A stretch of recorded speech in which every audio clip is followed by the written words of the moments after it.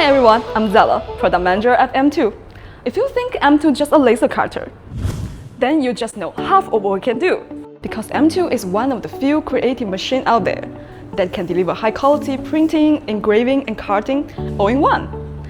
And today, we are focusing on just one of these capabilities, printing. Because I want to show you that M2's printing capabilities may go way beyond what you expect. I'm going to take this photo. Yep, my adorable kitty, to make a cute sticker, which can be made in seconds via Atom. I'm printing on, let me check, among 30 common materials with same imaging, same setting. The only thing we'll change is the materials. Let's see if M2 can make it, and most importantly, how good the result actually look.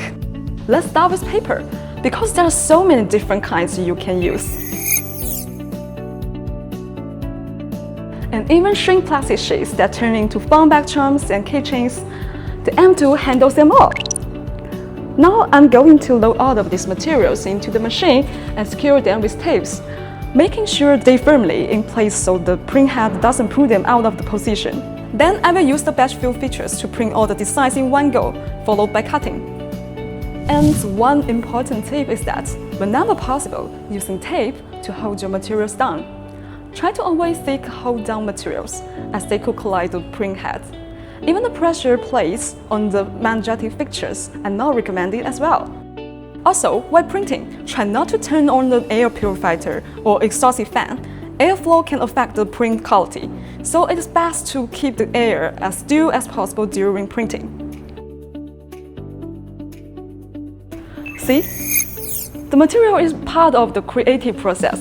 Different materials can give you completely different results, even when they are just all paper. Let's try our amazing temporary tattoo paper.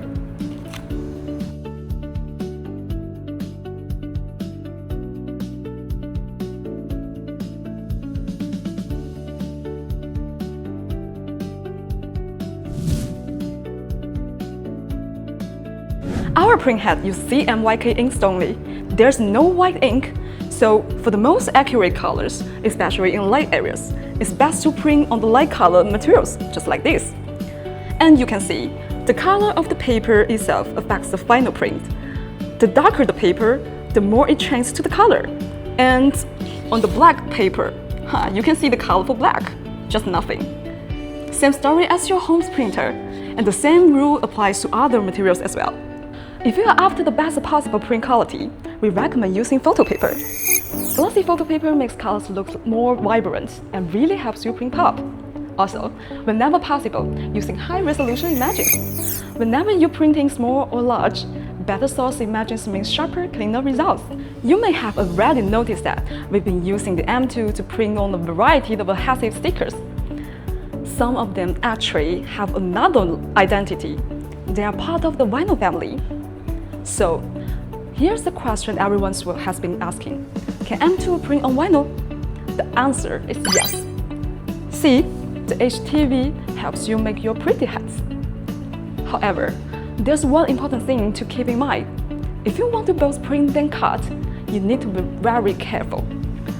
You should only cut PVC-free vinyl because cutting PVC with a laser releases toxic gases that are harmful to both you and your machine. So, please never laser cut materials that contain PVC. Okay, how about fabric and leather? I know a lot of you are really excited about printing on fabric and leather. And just like paper, they come in all kinds of varieties. So, let's repeat the same process and see how M2 performs on different fabrics and leather.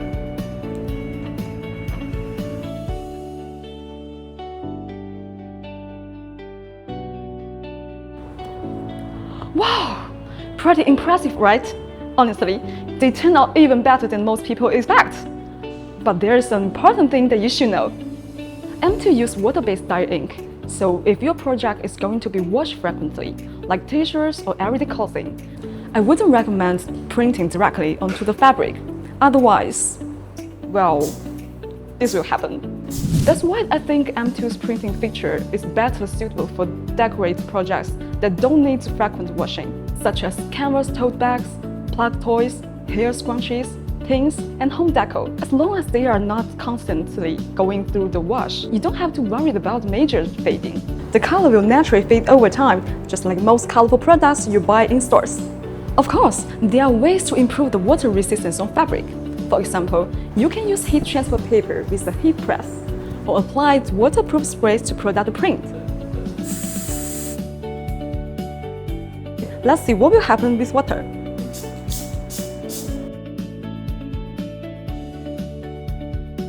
There are actually many ways to deal with washability and water resistance, but using a spray is probably the most simplest and straightforward way. If you want to achieve a more long-term distance result, there are more ways to address the waterproofing issue, such as treating the fabric with more chemical reagents and combining with heating. Next, let's try acrylic and glass. Some of you have asked whether M2 can create that beautiful stained glass look, so let's find out.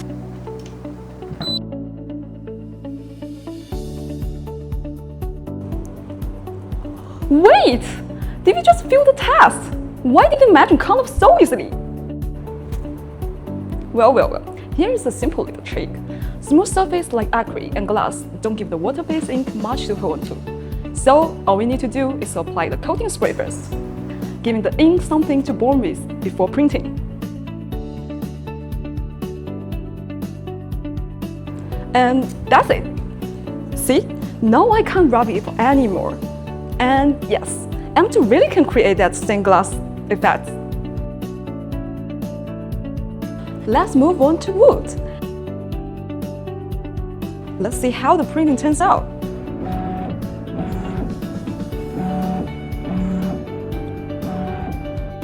As you can see, water-based ink will have a certain amount of bleeding on wood. So, take out our magic spray again, and let's see how it works.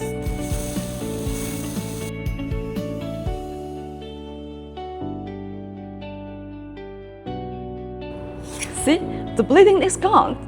And our transparent print primer spray makes a significant contribution. You can obtain this spray on our official website, or directly search for the following keywords in nearby stores or online shopping malls.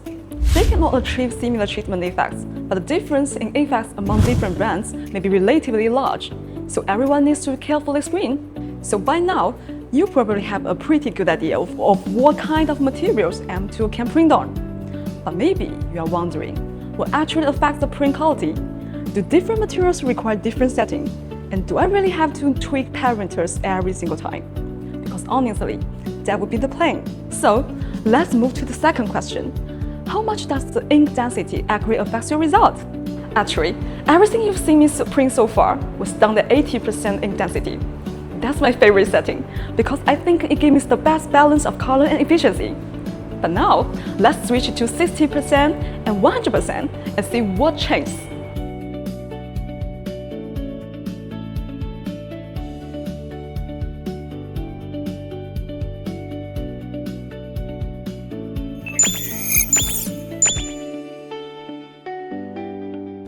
So, honestly, I don't think ink density makes a dramatic difference. And the takeaway is actually pretty simple.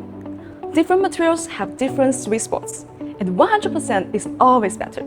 For example, with shrinking paper, printing at 100% concentration actually results in color distortion after shrinking. If you want the most vibrant, saturated color profile, I'd recommend staying above 80%. But if you are looking for the kind of color quality you see in most everyday printing products, 60% to 80% is a great range, and it will save you some ink too. So it's really up to you. Now, let's move to probably the number one question people ask us. How long does an ink cartridge actually last? And the answer is, it depends.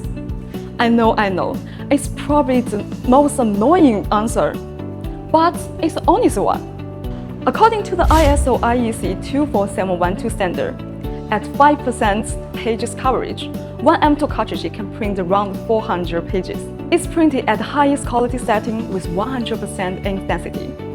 And this is A4 sheets I'm holding. It's a typical example under that standard. As you can see, it's a very balanced mix of text and images with moderate color coverage. But it follows standard quality most similar to what most home printers use, we have the capacity to reach 800 pages. And if you lay out 800 sheets like side by side, that will cover roughly a super big house. That's a lot of printing. Of course, I know that in real life, almost nobody print pages with only 5% coverage. What you are probably printing look like this and this. So how long does an ink cartridge really last? Honestly, I can't give you an exact number because it depends on what you are printing, what ink density you are using, and whether you are taking good care of your cartridge. What I can tell you is this: adjusting ink density based on the material, and use moisture-decreasing liquid in the package to keep the print head from drying out. That can go a long way towards extending the life of your ink. Oh, and one more thing. I'm using a brand new cartridge today. After printing everything you are seeing so far, the machine shows that I've only used... Not bad, right? But I know you will probably think it's expensive because you can't refill it yourself, right? And that's true. But let's say your home printer prints paper, but all of this is, can your home printer do that? And let's look at this from the more technical perspective. Each ink cartridge has a chip and is paired with the most suitable algorithms for the ink, which is to ensure the accuracy of each print, accurate colors, precise position, and no deviation.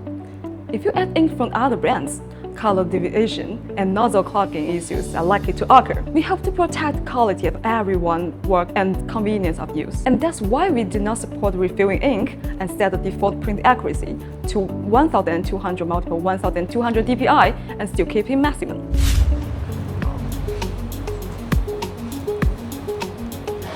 Alright, I hope I've answered all your questions about M2's printing capabilities, cover materials, ink densities, cartridge life, and the value behind the ink itself. In the next video, we are diving into engraving details. And trust me, I can't wait to show you just how powerful this is. And if there is anything else you want to see tested, let me know in the comments. I will test it for you, and see you next time. Bye!